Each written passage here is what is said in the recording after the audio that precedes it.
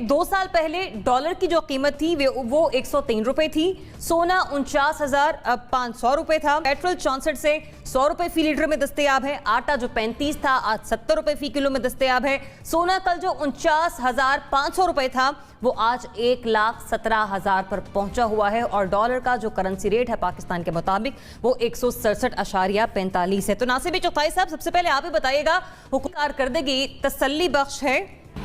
अब इस ज़बरदस्त इंट्रो के बाद और आदाद और शुमार के बाद मेरा कुछ कहना तो बेकार है ना।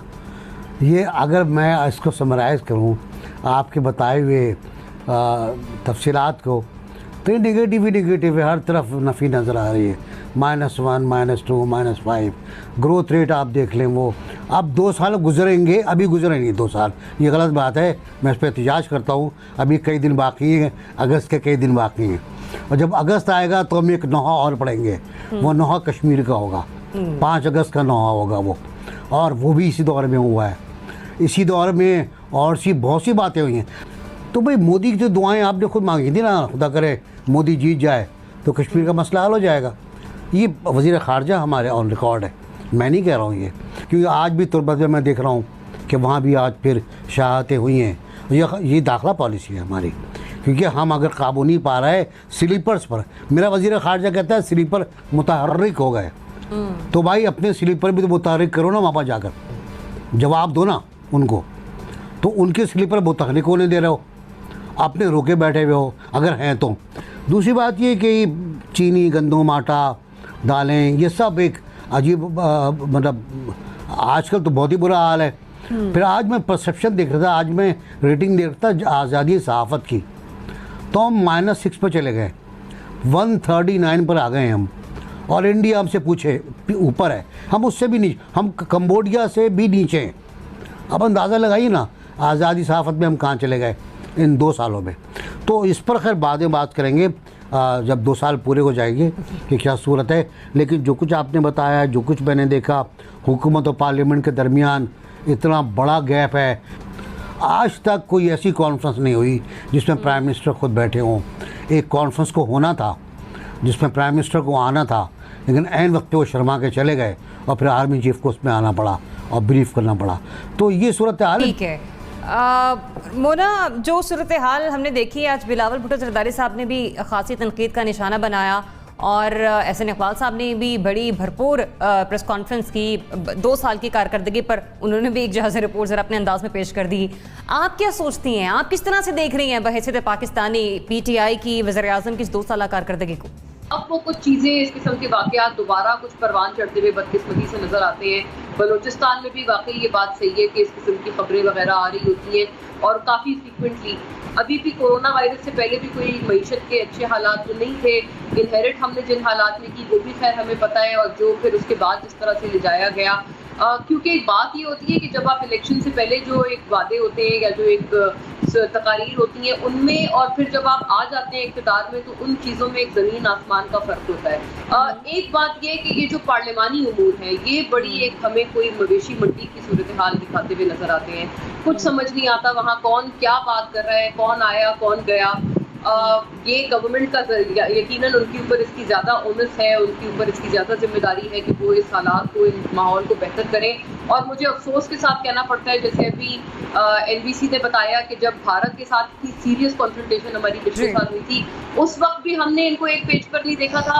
कोरोना वायरस जैसी संगीन तरीन सूरत हाल में मैंने कहीं दूसरी ऐसी मिसाल किसी मुल्क में नहीं देखी कि आपस में गुत्थम गुत्था हो जाए अपोजिशन और गवर्नमेंट। ये भी यहाँ पर भी यही हाल था। जितने पॉइंट्स अभी वो ना आपने सामने रखे हैं, उसमें अगर मैं देखूं तो हर जगह कहीं ना कहीं कोई ना कोई खामी है। मतलब एक गवर्नेंस के हवाले से भी अलग इश्यूज हैं, मिसमैनेजमेंट के हवाले से भी अलग इशू हैं, तो आवाम के भी, महंगाई का भी आपने जिक्र किया। मतलब एक कहीं से भी हैप्पी नजर नहीं आ रही हैं आप भी मुझे PTI को लेकर। मैं साहब की तरफ बढ़ते हैं नजर। उम्मीद साहब बताइएगा, अगर आप हर डिपार्टमेंट की कारकर्दगी को देखें 1 by 1, मुतमईन है आप ये PTI की 2 साल कारकर्दगी से? देखिए, अभी तक मुतमईन कैसे आप हो सकते हैं, उसकी वजह यह है कि इस हुकूमत की 2 साल गुजर गए हैं तकरीबन। अभी हफ्ते भर में अगस्त में शायद ये गवर्नमेंट वजूद में आई थी। अभी तो आज तो इलेक्शन का दिन था। तो 2 साल में किसी किस्म की कोई डायरेक्शन जो है हुकूमत की वो वाजे नहीं दिखाई दी। अगर आप सबसे पहला देखिए, सबसे बड़ा और सबसे अहम मसला जो पाकिस्तान को दरपेश है आज भी और आज से कई साल पहले भी, वो मईशत का है, माशी तरक्की का है, नौकरियों का है, रोजगार का है, लोगों की वेलफेयर का है। आप उस शोबे में ही देख लीजिए, किसी किस्म की कोई तैयारी नहीं थी। उसके बाद चलिए तैयारी नहीं भी थी, पहले उन्होंने अपने वो वजीरे खजाना को फारिग किया, फिर इनको मुशीर साहब को लेकर आए जो पहले भी गवर्नमेंट्स को सर्व कर चुके हैं।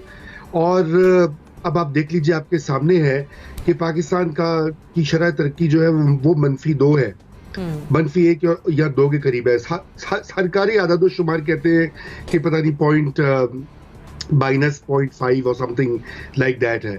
सवाल ये कि बांग्लादेश में भी कोविड-19 का दबाव आया है ना, नेपाल में भी आया है, हिंदुस्तान में भी आया है, कोई हम अकेले थोड़ी है इस खत्ते में। तो क्या वजह है कि बाकी वो भी तरक्की पजीर मुल्क हैं, वहां पर भी जो है वो आई है, दबाव आया है कोविड-19 का, माशी स्लो डाउन हुआ है, लेकिन इतना बड़ा नुकसान नहीं हुआ जितना कि पाकिस्तान में हो रहा है। ये वो गवर्नमेंट है, इसने वादा किया था। देखिए ना, अगर आप स्पेसिफिक्स में जाना चाहती हैं तो 1 करोड़ नौकरियां और 50 लाख घरों का वादा किया गया था।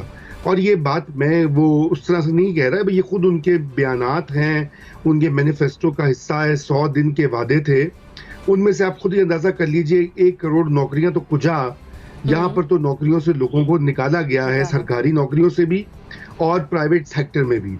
और इसी तरह आप घरों का भी देख लीजिए, अभी 2 साल हो गए, अभी वो कभी कहते हैं एक स्कीम करेंगे, कभी कहते हैं दूसरी करेंगे। तो ये सबसे बड़ा चैलेंज और सबसे बड़ी डिसअपॉइंटमेंट